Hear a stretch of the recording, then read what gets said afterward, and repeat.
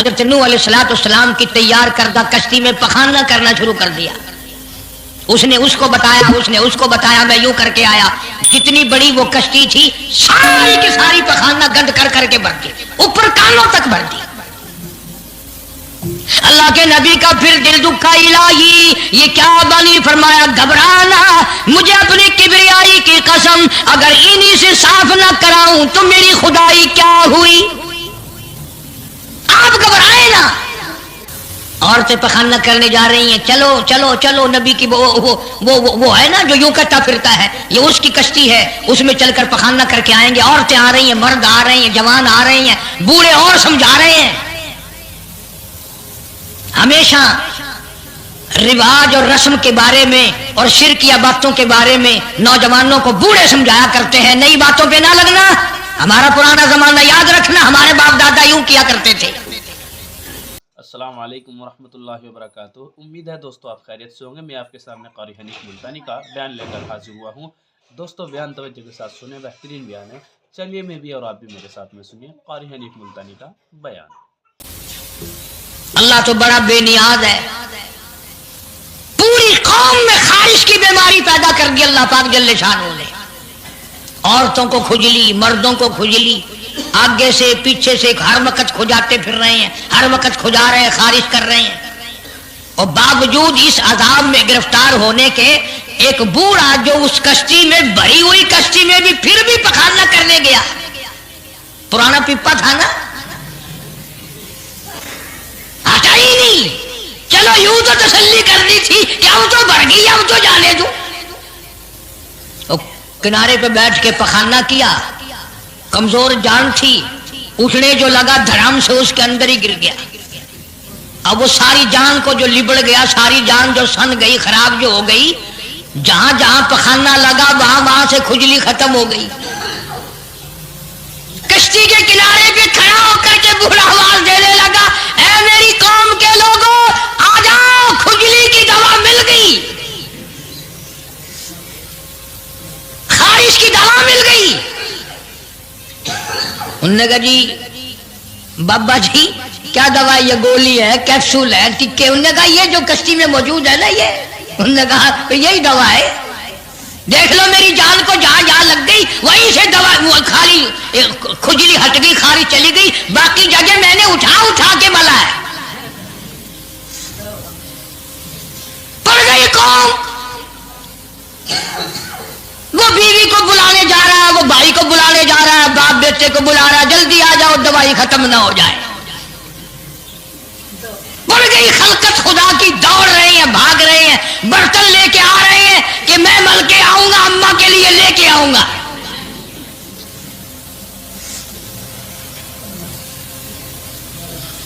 تو خدا کیا ہوا؟ یہاں تک لکھا مفسرین نے کہ گھڑیوں کی گھڑیوں میں سارا اٹھا کر لے گئے، پھر جب نہیں ملا کشتی دھو دھو کر پینے لگے،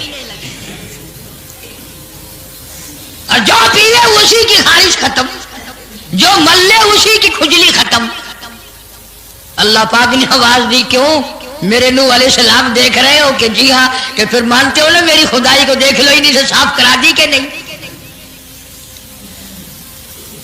یعنی گو کھانا منظور کر لیا، نبی کی بات نہ مانی، پیغمبر کی بات نہ مانی، اللہ کے جلیل القدر نبوت کے تاج والے کی بات نہ مانی.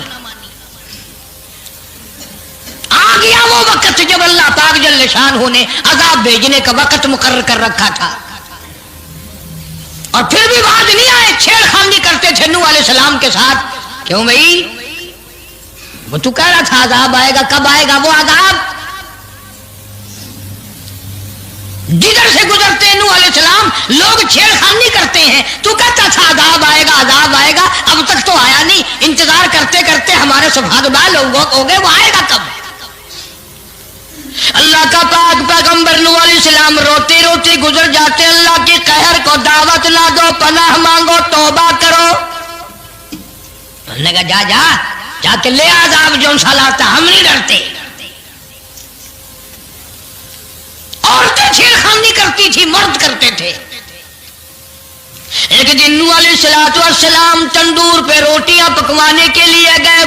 रोटियां पकाया करती थी, रोटी भी पकाती जाती है, वो भी बात ना आई। कहने लगी बेटा नू, शक्ल भी तेरी अच्छी, सूरत भी अच्छी, आदत भी अच्छी, बड़ा शरीफ मालूम होता है, लेकिन तुझे झूठ बोल के क्या मिला? तूने झूठ क्यों बोला? उन्होंने कहा अम्मा मैंने क्या झूठ बोला? कि तू कहता था अजाब आएगा। ज़हनियत देखो, तू कहता था अजाब आएगा, वो आया तो है नहीं। अल्लाह के नबी की आंखों में आंसू आ गए। फरमाया माई अल्लाह से पनाह मांग, अल्लाह की अजाब से पनाह मांग, वो इस पे कादिर है, वो इस पे भी कुदरत रखता है। तेरे इस तंदूर में से पानी उबल पड़े, वो इतनी भी ताकत रखता है। चुनाचे नूह अलैहिस्सलातु वस्सलाम ने वहां से पीठ फेरी और चले ही थे कि अंदाजा लगाओ किसी गिल्ली जगह से अगर पानी निकलता तो कुछ समझ में आ सकता था, और खुदा तो वो है, आग में से पानी निकाल दिया, तंदूर में से पानी उबला, उस तंदूर में से पानी उबला। सैयदना नूह अलैहिस्सलातु वस्सलाम ने अपने मांगने वालों को इकट्ठा करके कश्ती में बिठा लिया। खुद बेटा खुद घर में पैदा हुआ, घर वाली ने जना, घर में पला। नूह अलैहिस्सलातु वस्सलाम का लख्ते जिगर, प्यारा नूरे नजर, जिसका अल्लाह पाक ने इन आयतों में जिक्र खैर फरमाया। मैं कुरान करीम की आयतों का तर्जुमा करता हूँ। फरमाया वही तजरी बिहिम फी मौजिन कल जिबाल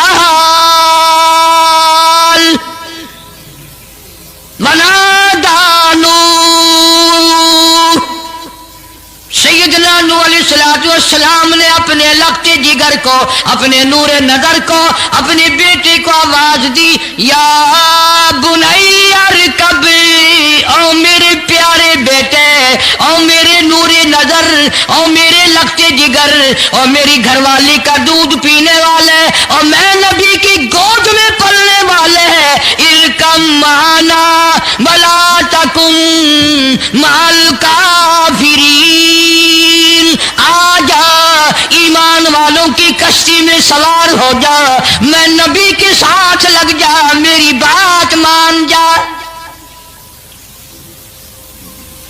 बेटे को समझाया है सैयदना नूह अलैहिस्सलातु वस्सलाम ने, आ मेरी बात सुन, ओ बेटे आजा, मारा जाएगा। वो आगे से कहने लगा, कुरान ने बाप की बेटे की गुफ्तगू को नकल फरमा दिया। आगे से कहने लगा, काला सावी इला जबली यासिमुनी मिनल मा, ओ मेरे अब्बा मुझे पानी से न डरा, मुझे सैलाब से न डरा, मुझे तूफान से न डरा, ये थोड़े ऊंचे ऊंचे पहाड़ है, मैं पहाड़ियों पे चढ़ बैठूंगा, मैं पहाड़ी पे चढ़ के बैठ जाऊंगा, क्या करेगा मेरा पानी, सैलाब मेरा क्या बिगाड़ेगा, ये थोड़ी ऊंची पहाड़ी है। अल्लाह के नबी ने फिर जवाब दिया, ओ बेटे तू नहीं जानता, काला ला आसिमल यौम मिन अम्रिल्लाह इल्ला मन रहीम, ओ मेरे बेटे गलत ख्याल तेरा, पहाड़ियां नहीं बचा सकती, ऊंचाई बुलंदी उसके अज़ाब से नहीं बचा सकेगी, इल्ला मर रहीम, आज तो वो बचेगा जिसको वो अपनी रहमत की चादर उड़ा देगा। वहाल बैनहुमल मौजू फकान